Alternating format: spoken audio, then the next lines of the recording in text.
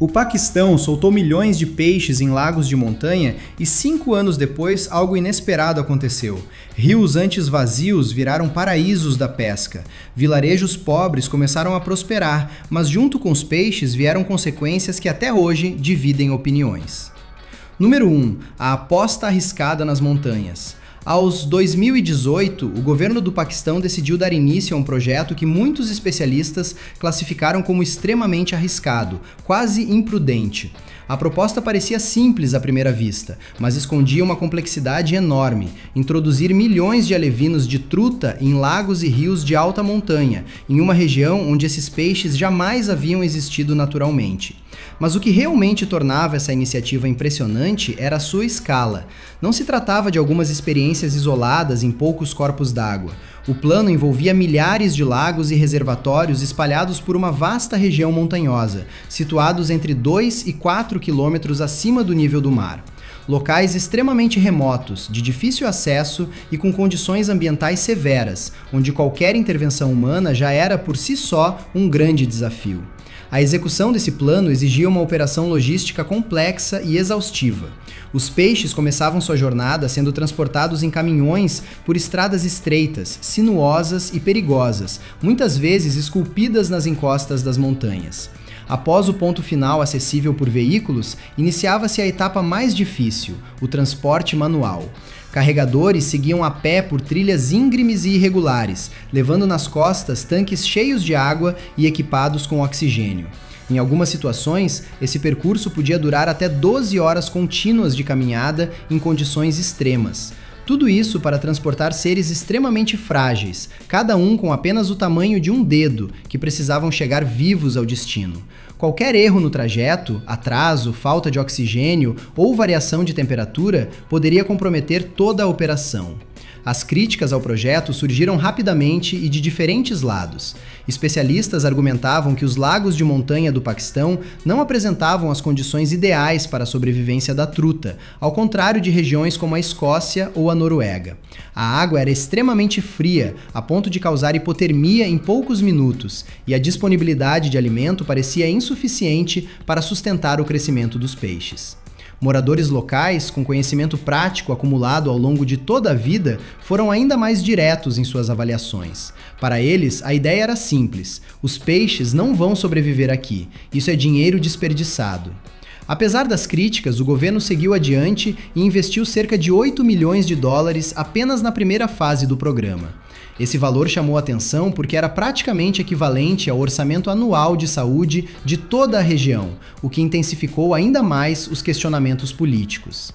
Diante da pressão, a resposta oficial mudou completamente o foco da discussão.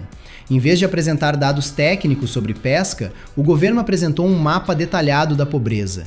Regiões como Chitral, o Vale de Kalash e as áreas superiores do rio Swat tinham renda média anual inferior a $300 por família. O objetivo, portanto, não era apenas introduzir peixes, mas criar uma nova base econômica em áreas onde praticamente não existia nenhuma alternativa de renda. A ideia surgiu a partir dos estudos do biólogo Zahid Hamid, que analisou casos de sucesso em países como Noruega e Nova Zelândia. Ele concluiu que as montanhas do Paquistão possuíam todos os elementos necessários: água limpa, temperaturas adequadas e ambiente preservado, faltando apenas o elemento principal, os peixes. Mesmo assim, dentro do próprio governo, o projeto era visto com desconfiança. Muitos funcionários o consideravam exagerado e chegaram a chamá-lo informalmente de a loucura de Zahid. Número 2. Sobrevivência inesperada e crescimento acelerado. Quando o primeiro inverno chegou, parte das previsões pessimistas começou a se confirmar. As condições climáticas nas montanhas eram extremamente severas e os resultados iniciais refletiram isso. Apenas cerca de 30% dos peixes sobreviveram ao primeiro ciclo, um número significativamente abaixo das expectativas iniciais do programa. Diversos fatores contribuíram para essas perdas. Alguns lagos eram rasos demais e congelaram completamente até o fundo, eliminando qualquer forma de vida. Outros apresentavam baixos níveis de oxigênio, tornando o ambiente inviável para a sobrevivência das trutas. Além disso, parte das perdas ocorreu antes mesmo da chegada aos lagos. Durante o transporte, erros no cálculo do tempo de deslocamento ou no uso do oxigênio nos tanques resultaram na morte de vários lotes de alevinos.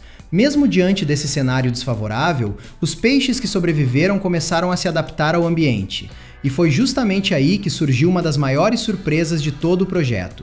Após apenas um ano, biólogos já conseguiam capturar trutas com aproximadamente meio quilograma. 2 anos depois, algumas ultrapassavam 1 quilograma.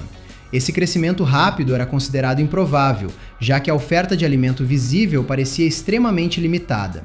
A lógica indicava que os peixes deveriam crescer lentamente, se sobrevivessem.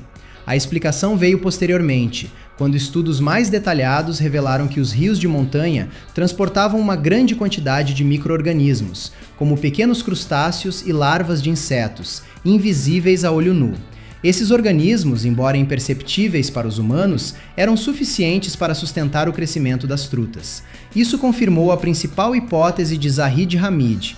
Apesar das condições aparentemente hostis, o ambiente possuía recursos adequados para a espécie. No 3º ano do programa, começaram a aparecer os primeiros turistas interessados na pesca nas montanhas.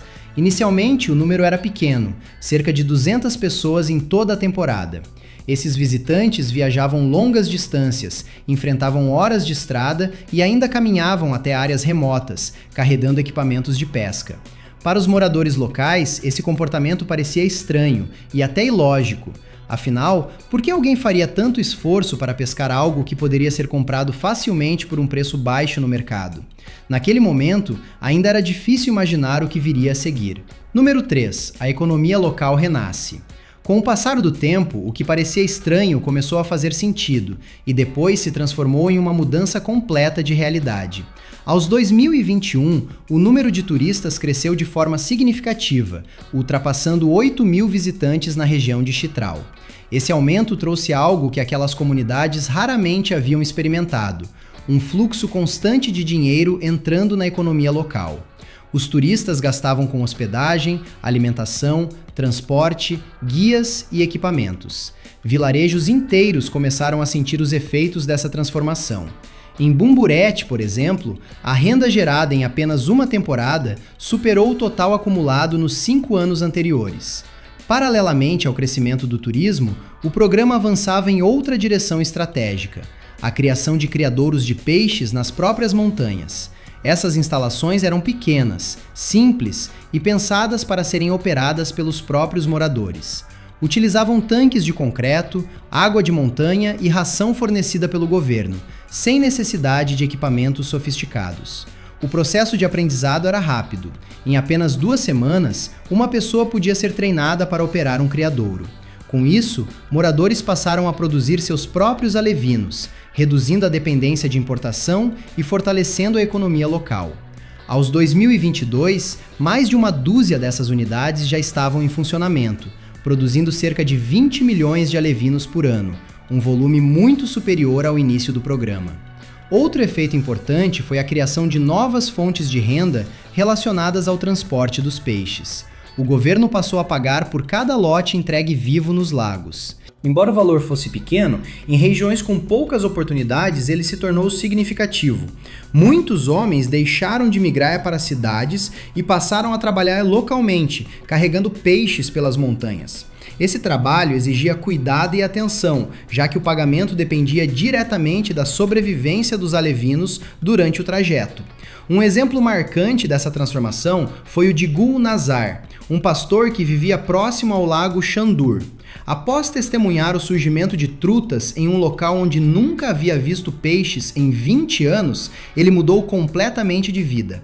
Em pouco tempo, deixou o pastoreio e passou a trabalhar como guia de pesca para turistas, ganhando mais em uma única temporada do que havia ganhado em vários anos anteriores.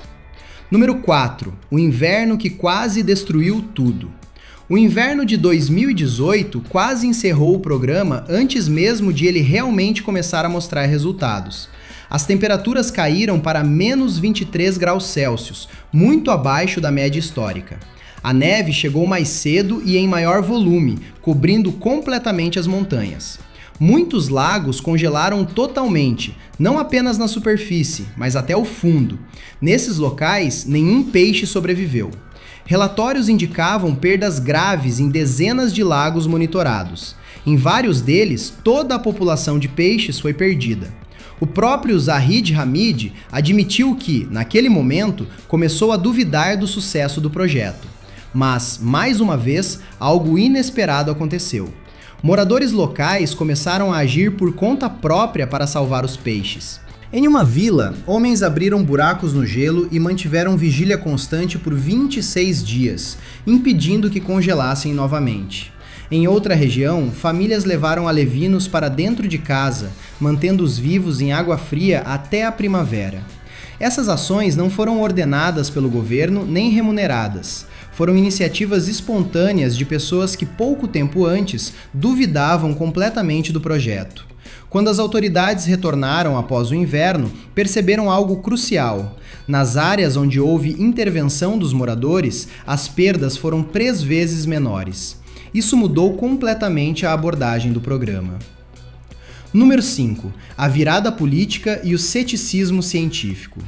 Enquanto nas montanhas as pessoas lutavam para salvar os peixes, na capital Islamabad o programa enfrentava forte pressão política. Aos 2019, um relatório oficial apresentou resultados iniciais considerados decepcionantes. Altos custos, grande mortalidade de peixes e praticamente nenhum retorno econômico imediato. Alguns parlamentares exigiram o encerramento imediato do projeto e a abertura de investigações. O deputado Farooq Sattar foi um dos críticos mais vocais, classificando o programa como um desperdício de dinheiro público. Mas durante uma reunião decisiva, foi apresentado um vídeo mostrando moradores salvando peixes no gelo, enfrentando condições extremas. A cena teve um impacto profundo. O programa não foi cancelado, mas sofreu cortes no orçamento. Ao mesmo tempo, a crítica científica também crescia. Pesquisadores alertavam que a introdução de trutas poderia desequilibrar os ecossistemas locais, eliminando espécies nativas ao longo do tempo. Essas preocupações levaram à suspensão temporária de apoios internacionais. No entanto, estudos posteriores mostraram que os impactos variavam de acordo com o ambiente. Em alguns casos, houve redução de espécies, em outros, aumento da biodiversidade. No fim, o fator decisivo foi econômico. Com o crescimento do turismo e o aumento da renda local, o programa começou a provar seu valor na prática, mudando gradualmente a percepção pública e política. Número 6. O boom do turismo e a transformação social. Com o passar dos anos, os resultados começaram a aparecer de forma cada vez mais evidente, e aos 2023, a região já apresentava uma transformação profunda. O que antes era uma área isolada e economicamente estagnada, começou a se tornar um destino turístico internacional. Vilarejos que não tinham qualquer infraestrutura passaram a contar com diversas hospedagens. Em locais como Ayun, onde não existiam pousadas antes do programa, surgiram várias opções, todas ocupadas durante a temporada. E não apenas por visitantes locais, mas por turistas estrangeiros vindos da Europa e do Golfo Pérsico. Esses turistas estavam dispostos a pagar valores elevados por uma experiência única. Pacotes de pesca de uma semana custavam entre $1.500 e $3.000, valores comparáveis a destinos tradicionais como a Escócia. Mas havia um diferencial importante: o isolamento.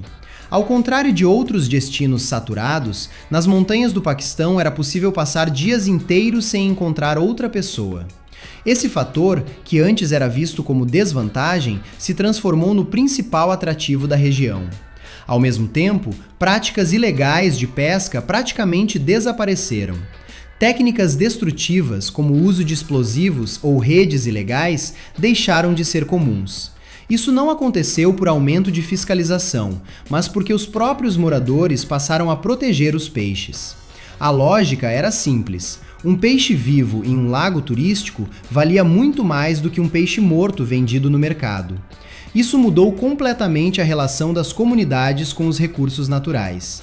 Em algumas vilas, os próprios moradores criaram regras de pesca mais rígidas do que as do governo.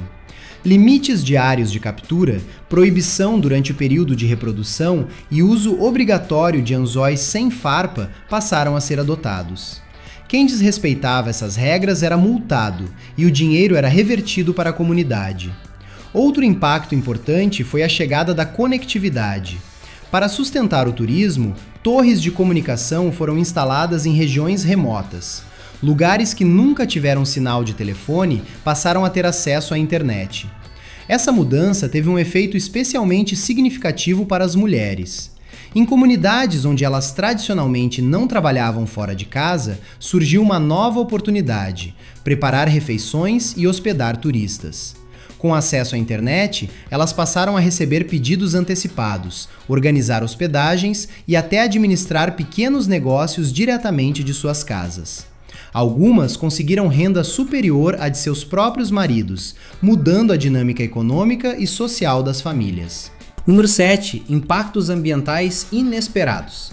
Além das mudanças econômicas e sociais que se tornaram visíveis com o crescimento do programa, começaram a surgir também consequências ambientais que ninguém havia previsto no início.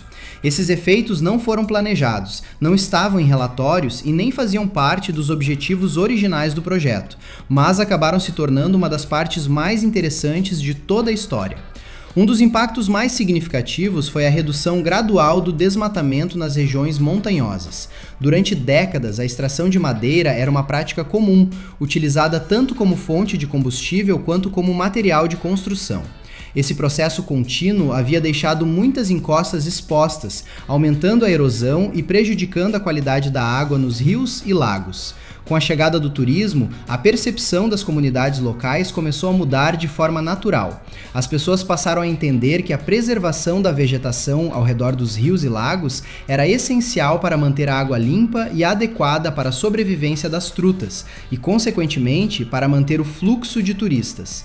Essa mudança de mentalidade levou a ações concretas. Em algumas regiões, conselhos de anciãos decidiram, por conta própria, proibir o corte de árvores em áreas próximas aos corpos d'água. Essas decisões não tinham força legal oficial, mas eram respeitadas pela comunidade, muitas vezes com mais rigor do que leis do próprio governo. Como resultado, áreas antes degradadas começaram a se recuperar naturalmente, sem necessidade de programas governamentais complexos ou investimentos diretos. Florestas voltaram a crescer, estabilizando o solo e melhorando o equilíbrio ecológico local. Outro efeito surpreendente envolveu a fauna da região, especialmente as aves. A presença de peixes em abundância criou uma nova fonte de alimento, atraindo espécies que antes eram raras ou inexistentes nesses ambientes. Martins pescadores passaram a ser vistos com frequência ao longo dos rios. Garças começaram a aparecer em altitudes onde nunca haviam sido registradas, e a águia pescadora, considerada rara no país, voltou a nidificar em algumas áreas após décadas de ausência. Essas mudanças chamaram a atenção de pesquisadores e observadores de aves, que começaram a visitar a região com o objetivo de estudar e registrar essas espécies. Assim, surgiu um novo tipo de turismo, completamente diferente da pesca. Esse público, formado muitas vezes por visitantes experientes e dispostos a investir em equipamentos caros, trouxe ainda mais valor econômico para a região. O turismo deixou de depender apenas da pesca e passou a se diversificar, tornando-se mais resiliente e sustentável a longo prazo. Número 8. A enchente que mudou tudo. Aos 2023, quando o programa já parecia estabilizado e bem-sucedido, a natureza trouxe um novo desafio inesperado. Uma monção chegou semanas antes do previsto e trouxe um volume de chuvas 2 vezes maior do que a média registrada nas últimas 2 décadas. O impacto foi imediato e intenso. Em questão de horas, rios de montanha transbordaram, o nível da água subiu drasticamente e diversas áreas foram atingidas por deslizamentos de terra. Estradas desapareceram sob camadas de lama e pedras, pontes foram destruídas e vilarejos ficaram completamente isolados do restante da região. Em alguns casos, comunidades ficaram sem acesso externo por semanas. Turistas que estavam na região durante esse período ficaram presos e precisaram ser resgatados por helicópteros do exército. As operações de resgate foram complexas, realizadas em condições difíceis e com limitações impostas pela altitude e pelo clima. Apesar da gravidade da situação, não houve mortes, embora algumas pessoas tenham sofrido com hipotermia e ferimentos leves. Os cientistas esperavam que a enchente causasse um desastre ecológico para as populações de peixes. A força da água poderia destruir áreas de reprodução, dispersar os peixes e comprometer o equilíbrio dos ecossistemas. Mas o que aconteceu foi exatamente o contrário em muitos casos. Nos lagos, a quantidade de peixes não diminuiu. Em algumas áreas, chegou até a aumentar. Isso ocorreu porque a enchente carregou uma grande quantidade de matéria orgânica das encostas para dentro dos lagos, criando uma abundância inesperada de alimento. As trutas responderam rapidamente, apresentando crescimento acelerado. Nos rios, no entanto, o efeito foi diferente. As correntes fortes misturaram populações que antes estavam isoladas em diferentes trechos. Peixes de áreas altas passaram a interagir com aqueles de regiões mais baixas. Essa mistura genética foi considerada um fenômeno extremamente relevante.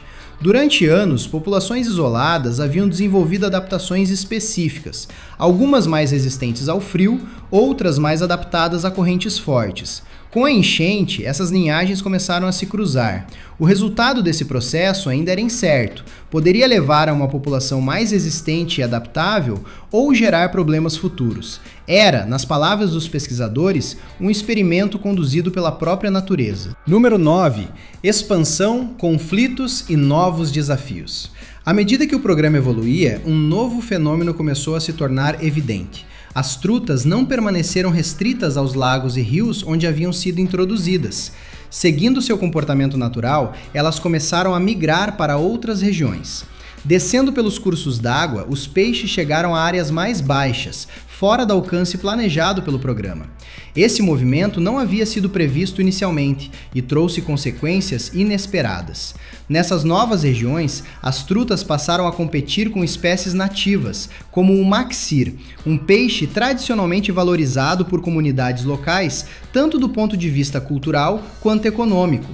Com o tempo, pescadores começaram a perceber mudanças. Em algumas áreas, o tamanho e a quantidade de maxir pareciam diminuir. Embora ainda não houvesse dados científicos conclusivos, essas observações foram suficientes para gerar preocupação. A reação não demorou. Grupos locais organizaram manifestações e enviaram cartas às autoridades, pedindo medidas para conter a expansão das trutas e proteger as espécies nativas. O governo respondeu com estudos e tentativas de controle. Em alguns trechos dos rios foram instaladas estruturas para impedir a passagem dos peixes. Essas barreiras permitiam o fluxo de água, mas bloqueavam a migração das trutas. No entanto, essas soluções apresentavam limitações. As estruturas exigiam manutenção constante, pois detritos trazidos pela corrente frequentemente bloqueavam os sistemas. Além disso, não eram completamente eficazes em todos os cenários. Enquanto isso, nas regiões de maior altitude, a situação continuava positiva.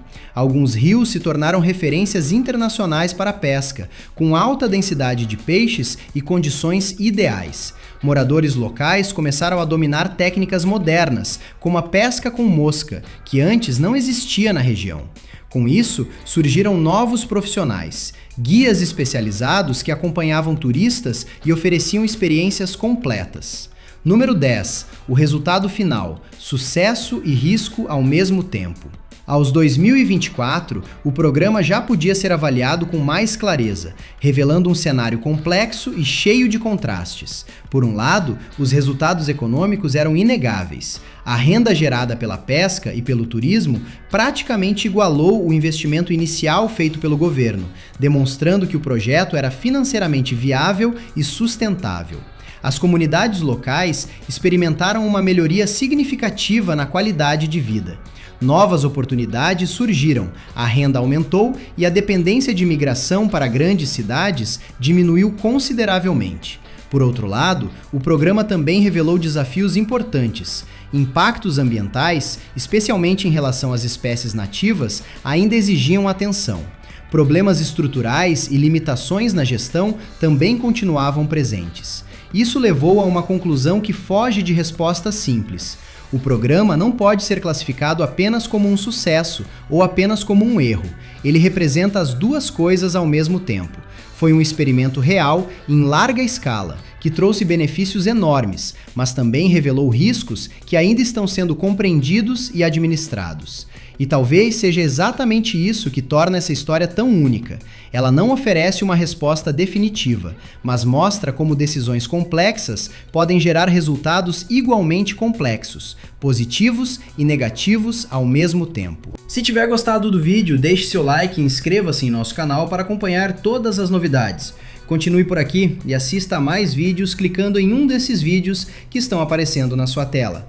Cuidem-se, amigos!